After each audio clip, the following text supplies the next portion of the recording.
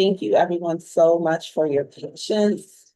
It is now 6:05 p.m., Monday, July 21st, 2025, and I will now call the meeting into order. Thank you, Commissioner Smith. Can everyone hear us well? Somebody can give me just a thumbs up from the, thank you so much. Tonight is our regular meeting for the Board of Commissioners of the Hudson Housing Authority. Monday, June 21st, 2005. Just want to share with you July 21st, 2025. So just want to share with everyone at the top of the meeting, there will not be a office meeting unless a special meeting is necessary and it's called. But we historically do not have an office meeting, so this will open, not be in office. So the meeting is being called to order. We'll have a roll call. Commissioner Smith. Here. Commissioner Black. Here. Commissioner McPherson. Here. Commissioner Decker. Here. Commissioner Zakos is absent. Commissioner Wolf is absent. And Commissioner Cousins is absent. However, we have a quorum and we will move on. The first order of business is approval of our minutes for June 2025. Let me get. There's a motion by Commissioner Decker. You have to speak up. Is there a second? No, I'll second. Seconded by Commissioner Black. All those in favor? Aye. All those opposed have the same right. Motion carries. Second order of business is an approval of accounts payable for June 2025. I'll make that motion. And I'll second it. Motion was made by Commissioner Black and seconded by Commissioner Decker. All those in favor? Aye. The motion carries. The next order of business, forgive me, I've omitted it from the agenda error. That will be the executive director report, but I'm going to, I didn't put it on the list and I didn't omit talking. But I'm going to defer to Mountco to give us an update as to where we are right now with our redevelopment. Just a reminder to the development team, we'll be meeting at 2 p.m. tomorrow. I'll be sending the text message to them. Okay. Go ahead, sir. Thank you very much, Jeff. Good evening, commissioners. Good evening, everyone. For the record, I'm John Matteo with Mountco. We've really accomplished quite a lot between the Housing Authority staff and board members over the course of the last couple of weeks since the last meeting. I'll try to list the key points and talk a little bit about them. One is that we met with the city council twice regarding our pro-housing application. This is an application we're putting into the state to help pay for some of the site costs, such as storm detention, retention, curbs and sidewalks, sewer and water service upgrades. And we're putting in an application for $3 million to the state. The application is due the end of July. We have a draft application that is completed, but the application, in order to be considered, has to be supported by a letter from the town legislative body. So we had to appear before the city council so that the city council could vote whether or not to support the project. It doesn't mean that they're approving the project, but it does mean that they're supporting the application that's being submitted. We met initially with the council. It was a subcommittee meeting, and then we had to meet with the full council last week. The council voted unanimously in favor of supporting the application, which was, I think, the first time we've seen unanimous support from the council. Margaret and Jennifer supported the application. It was good to see their support. Again, that doesn't mean that they agree with everything 100%, but what they were pleased to see, and this was raised by one of the council people, is the fact that we've been responsive to some of the concerns. Originally, you recall, we had proposed buildings as high as 7 stories and about 330 units for the whole phase 1 and phase 2. And right now our plan has buildings no taller than 4 stories, and phase 1 and phase 2 total about 260, 270 units. So a couple of the council members commented that they appreciated us trying to be responsive to concerns about density. We still have to go through the planning board, but I think that reflected the fact that we're trying to work with the city, and I think the city's trying to work with us. So the main thing is that the city council did approve supporting the application, and we're working now with the council president to get a letter of support from him. We'll get a letter of support, I believe, from the mayor as well. And part of that application is going to have what's called a letter of intent from JP Morgan Bank, who's going to be providing a letter of credit for the project, and from Hudson Housing Capital, who's a tax credit investor. And we have the letter from JP Morgan already. We'll be getting the Hudson letter tomorrow. So that'll be part of the application that we'll be submitting to the state. And we should hear back from the state fairly soon. Sometimes it takes a year on some of these applications. This will probably hear sometime early this fall. So that was a major step forward. Another thing is the Housing Authority team had a call with our HUD representatives. Everything was driven on this project initially for the fact that this was a RAD project, and the approvals that we got from RAD a couple of years ago sort of handcuffing the project in some ways. So now that we have a plan to move ahead and really redevelop the site, it was time to go back and talk to HUD and talk to them about a couple of things, about possibly getting increased rents from the RAD program. We want to bifurcate the Section 8 contract the way since we're building in phases, we have to have the Section 8 contract applied in phases. And we probably are going to have some amendments to the RAD use agreement and the conversion commitment. Jeff, I'm sorry, do you want to say something? No, you're fine. Okay. So we had a what I would characterize as a very good conversation with the HUD representatives. I think that they're very supportive of what we want to do. I think that they have certain restrictions on them, particularly regarding what they can do and how much they can do for us on the rents. But we'll work through that with them over the course of the next couple of months. They asked us to submit a package to them to we described the project, and they wanted to see something in writing, which we did, and submitted that to them. And they sent us essentially a checklist of things that we now need to submit to HUD so that they can prepare what's basically going to be a HUD approval letter on a couple of the things that we asked for regarding, making an amendment to the RCC and separating the Section 8 contract. So we've got that list now. We're beginning to put that information together. And over the course of the next month or two, we'll be getting information to HUD. But that was a major step forward, and it was very helpful to hear them be so supportive as to what we want to do. Another thing that we've done, I think you're aware of the fact that we put in an application for brownfields funding. There's two issues I think you're aware of on the site. One is there's contamination on certain portions of the site, and then there's the condition of the soil. So brownfields has more to do with contamination on the site. And we've tested it. We know where it is. It can be addressed, but it's a costly process. But the New York State Department of Environmental Conservation has a program, brownfields program, where if you remove, first you have to demonstrate that there's contamination that has to be removed. Then you have to show them how you're going to remove it according to the state requirements, and then they'll help pay for that.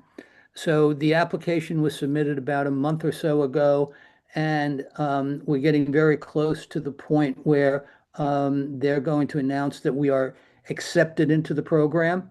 And once you're accepted into the program, there's still more work to be done. But essentially, it means that they're going to fund the removal of any contaminated soil. the flip side of that, if you will, or the other piece of it is the soil conditions. I think we told you at the last meeting, there's clay under all of the buildings, extensive clay, some cases down to 80 feet.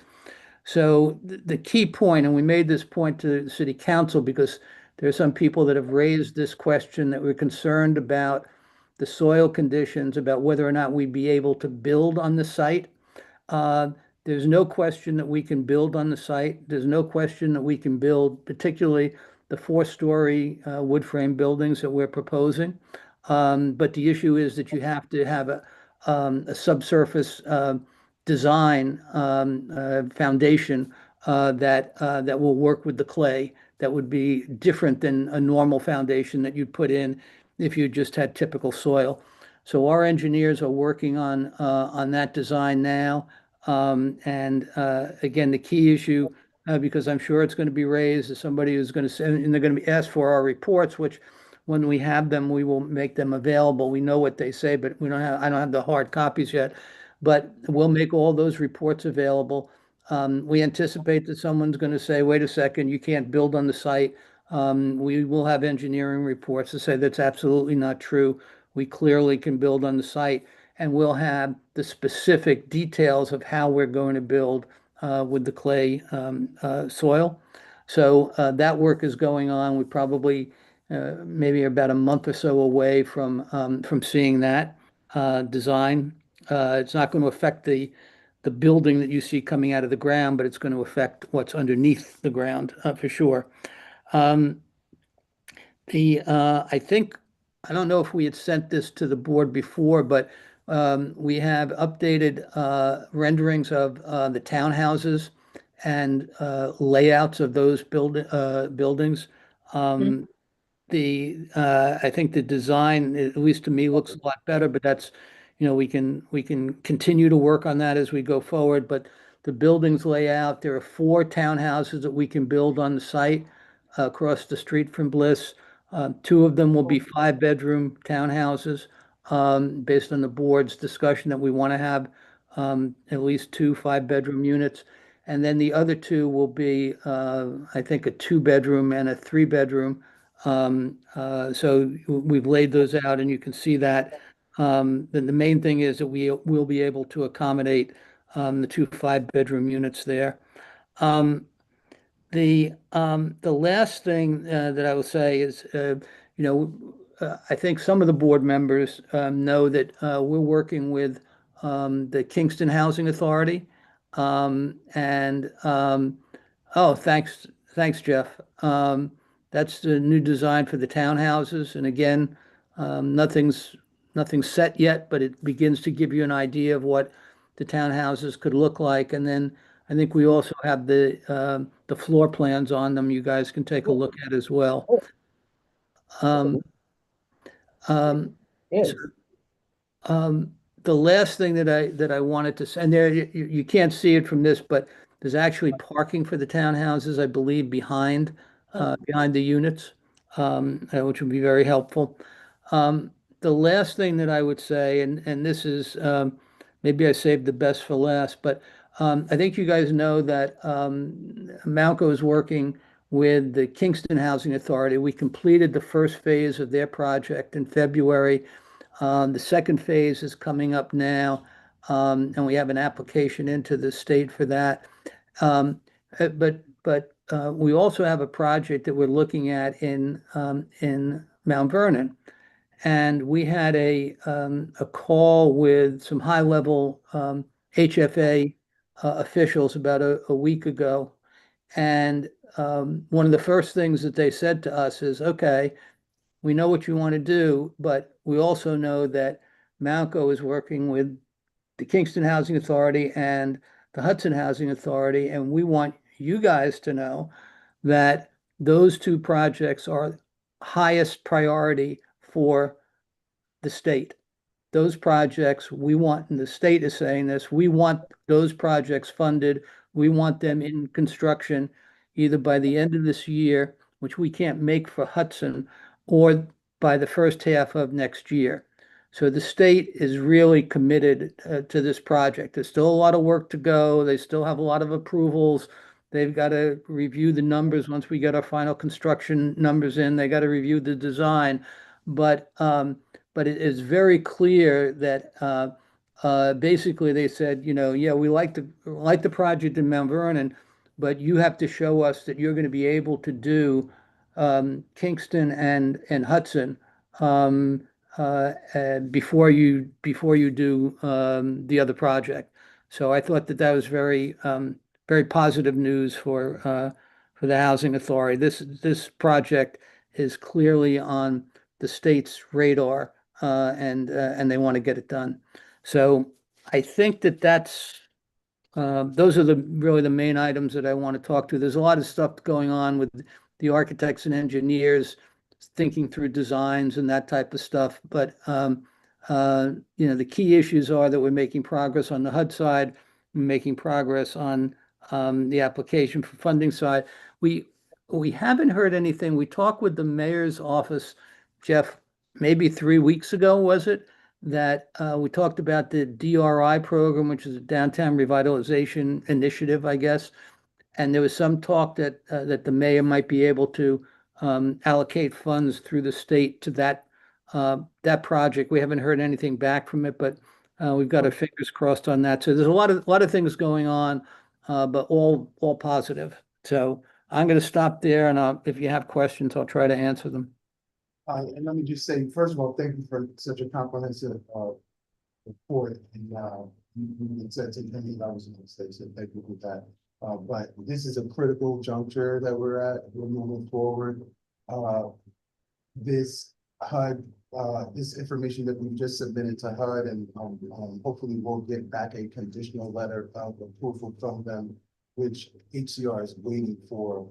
Because they're trying to see where HUD is on this project, and once they get that, things will, even continue to progress forward. As John said, they already told us that they're slating to put us in the queue for Q1 or Q2 of 2026 for funding. So everything is looking good, and things are starting to move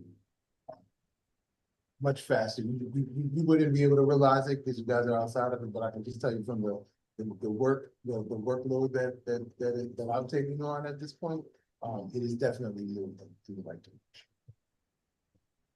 Are there any questions from anybody?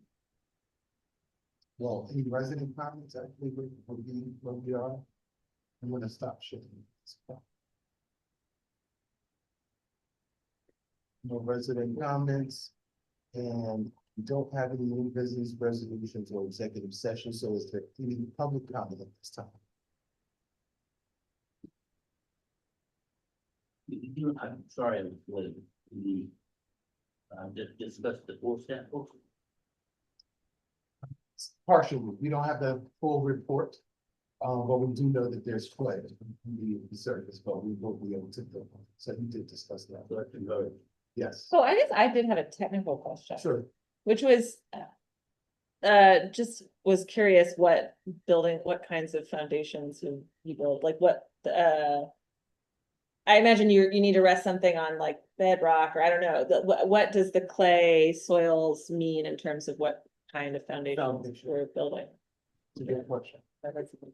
Yeah, Jeff, if you want to take a shot at that's fine, because I can't help you too much on it, but you're on the right track. It's, in other words, you do have to, when you build a building like this, you normally would build your foundation down to bedrock. Here, the bedrock is 80 feet below. So one of the options is that you would do what you call piles, okay, which are basically columns that will go down. There's a new system. I don't know the name of it, but we'll get you the name of it. There's a new system over the course of the last 2 or 3 years, I guess, that have been used specifically for clay, so that you don't have to go all the way down, I don't believe, but that's what the engineers are working on to figure out exactly I guess there are 2 or 3 systems you can use, and we'll get you that information, but that's what they're working on now.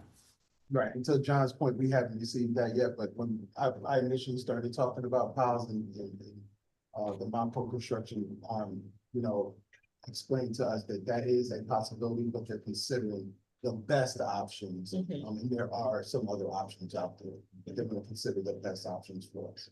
Yeah, and the piles this deep would have been astronomically expensive. So if we can avoid having to do that and still build safely, then that's a way to save the cost for the state. So that's where we're going. Any other questions?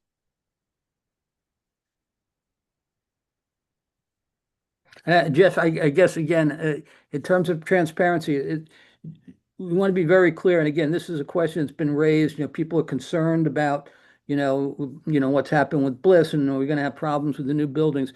Once we get the full geotech reports in that are finalized, once we get the design, that's all going to be in the Dropbox, okay, so that people can look at it and see. And not everybody's an engineer. I'm not an engineer, but this is going to be reviewed on the construction side by, JP Morgan will have their own engineers, the Hudson Housing Capital will have their engineers, the state will have, their people approve the plan. So I want everybody to feel comfortable that the information is going to be made available and that nothing's going to be built without a lot of eyes on it, making sure that it's the right thing to do. Right, just want to make a correction. They won't have access to the Dropbox. That's for us. But Okay. that information will go onto the website. Yeah. Okay, So, well, I'm sorry. Yeah, we'll put it on the I just- website for you people. know, there's some folks that may be technical, where's this Dropbox you're talking about? But it Okay, will be sorry. posted on the website. No worries. It will be posted on the website. So that once we get that information and, I'm not certain if everybody knows or it was clear, we do have intentions on getting back in front of the planning board in August. So again, things are moving forward. It's very encouraging.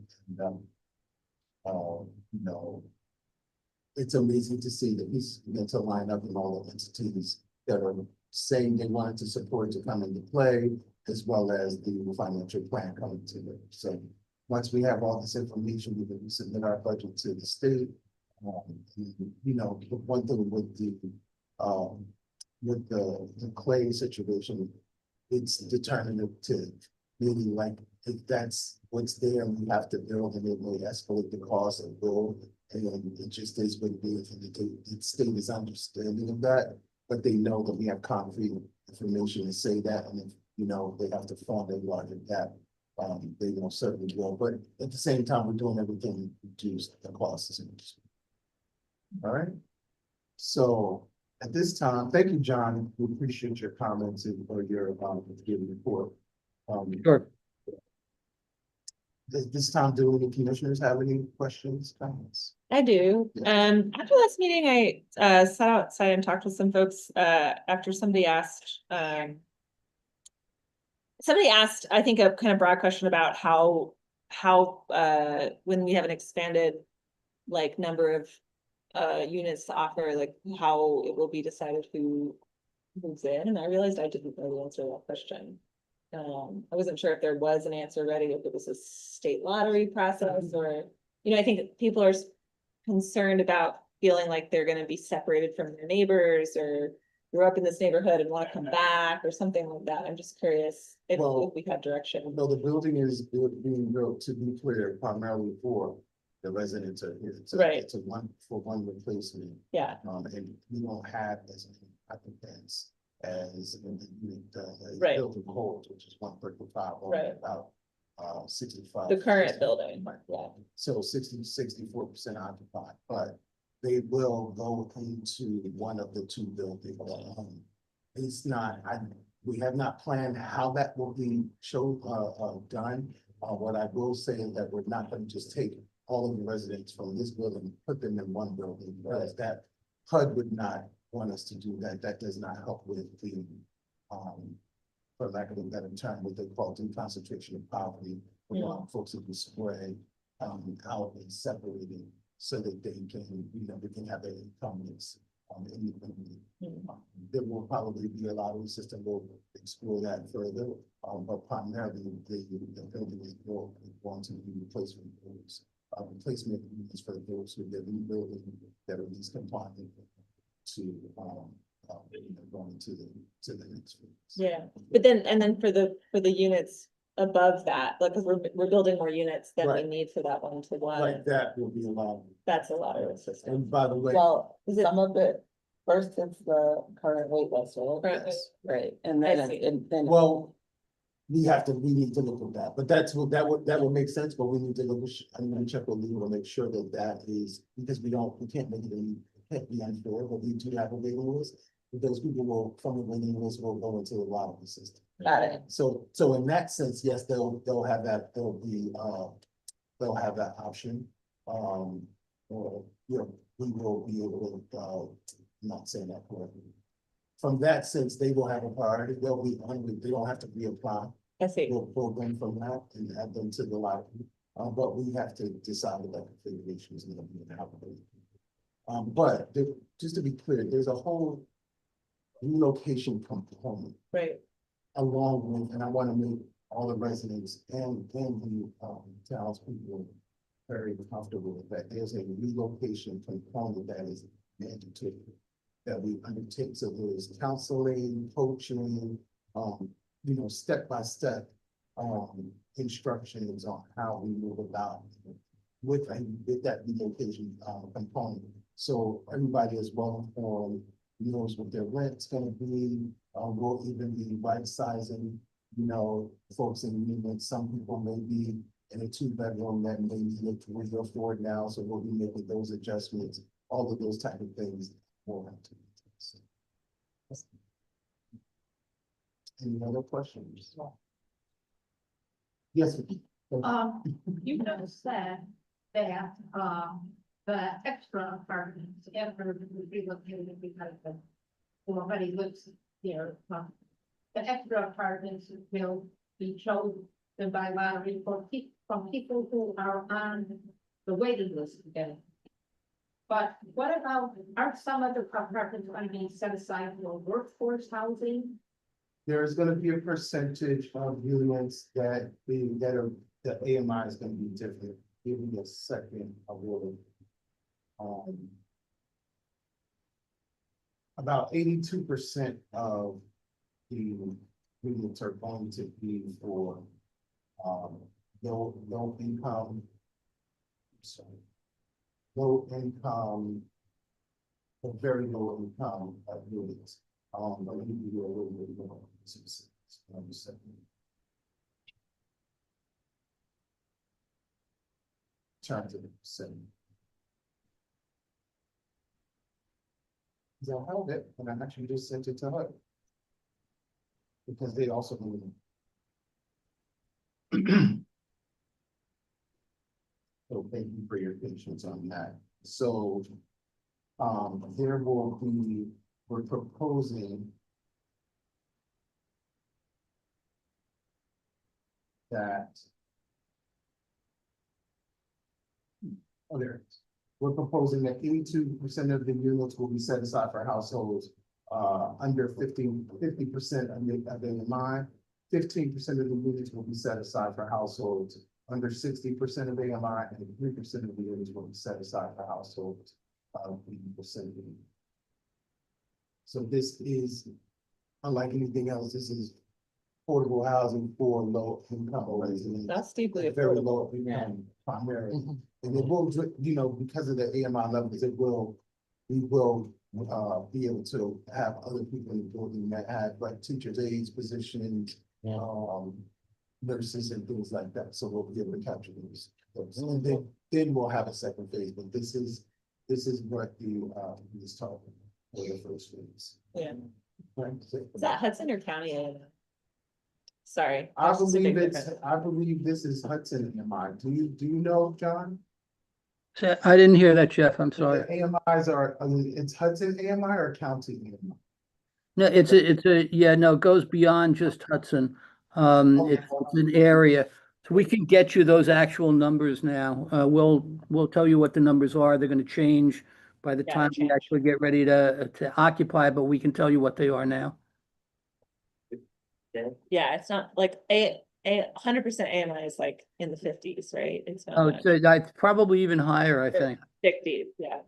Yeah, But, but we'll get you those numbers. so are we gonna, 82% will be for people with income below 50% and Okay. 15% will be for, Fif- Oh, no, and then 15% Oh, on yeah, top of that, 15. 82. Right, will be for, below 60%, and 3% of the apartments will be for those below 80%. right, 80% of the lot. That's, That's good. So. Okay, and then that process of like structuring, like getting into the weeds about that, the relocation process, are we gonna have like a commissioner subcommittee? Like who weighs in on that process? well, it's established by HUD, there are certain Okay. regulations that we have, Sure. there's certain. And there's actually organizations that do that. Right, Consultants that they specialize in Right. location, but there's certain, you have to let the residents know within a timely period that they're Right. gonna be moving, what's required of them. I see, yeah, At the time, what amenities they will receive, if there will be coverage of relocation costs. right, All the setup fees and everything, all of them set. I see. It's That- comprehensive. Yeah, Jeff, that plan is all going to be part of the full application to the state. So that plan is going to come before the board, obviously, before it gets submitted to the state. So you guys will have an opportunity to review it and comment on it. And there are certain things that you will have under your control and certain things that you will not. I mean, there are certain, you're not going to be able to exclude anybody from applying. There's certain, state regulations or federal regulations, but there are certain policy positions that the board can have input into on the plan. But you'll see that probably, my guess is we'll begin to start talking about that sometime in the fall. Yes, That's certainly important. The 260 to 270 units, that's phase 1 plus phase 2? yes. Yes. Or phase 1? Phase 1 is gonna be approximately 162 units. And phase 2 will be about 118. I'm just giving you numbers from what I remember at the height of it. Have the specifics here in this. But somewhere thereabouts, 166 for the first phase, 110 for the second. That's what's proposed. That's what the current proposal is. And again, we're going to be submitting a site plan in August, hopefully, to the planning board. And those are the numbers that will be on it. The site plan specifically is going to be for the first phase. But the planning board wanted to get an idea if we build phase 2 about how many units there were on. That may be adjusted by the city council, may be adjusted by HUD. It may be adjusted by the state. It could be adjusted by the planning board. But that's what the current plan is, 166 units in the first phase. And we think that meets all of the requirements that HUD is going to impose and the state is going to impose. So we think it's acceptable to them, but, they need to take a final look, and the planning board, obviously has to approve a site plan. Yes, and just, Sorry. Will the apartments set aside for people of different income levels be specific apartment, like specific apartment numbers? you can't do that. Okay, They and will then not. so You can't. they won't be No. designed better already. No, they will not. They were on the court. That That is completely unacceptable to me. That's not how. Yeah, only if we all want to go to jail. Yeah. Oh, boy. We don't want- That's why I would quit. So I wouldn't go to jail.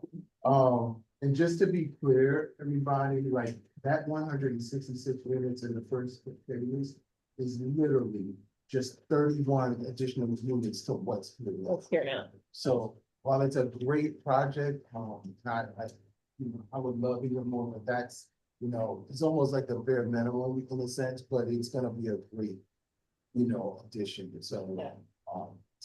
but just keep that in. And In the first waiting list, Jeff, Big- Jeff, Yes. on the waiting list, Carl.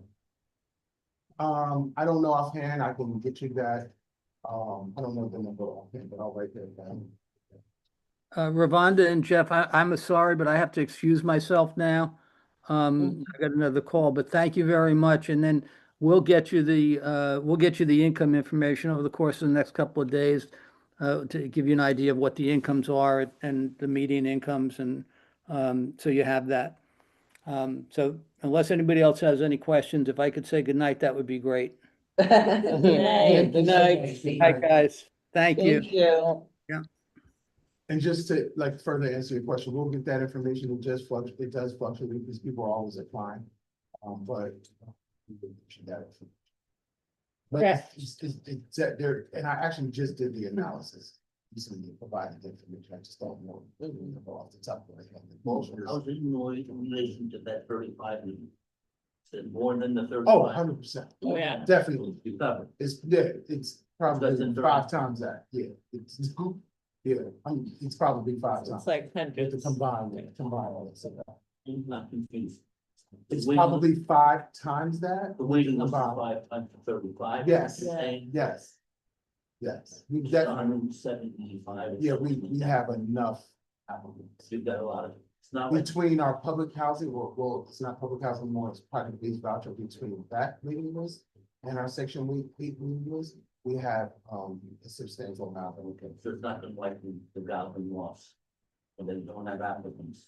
Oh, no, that's not gonna happen to us, I don't see that. It's- First of all, it's because of the rent and how it's gonna be structured, more people. You'll have applicants, I know That's that. Okay, any other questions, anybody? I did have one more question about the lottery system. I feel like the concept of the lottery system, it feels like it's like inflaming to people, or so, like I hear people say it as if it means, well, I'm just curious, like who's the pool?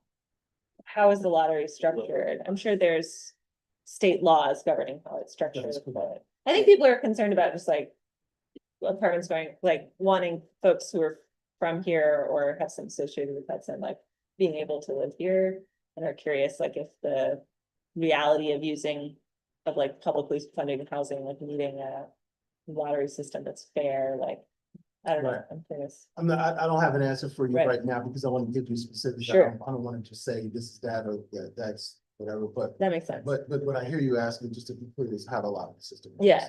So we'll get that information. Okay. If you want to bring that to me, because it is a public concern as well as yours. And it's an important concern. Yeah.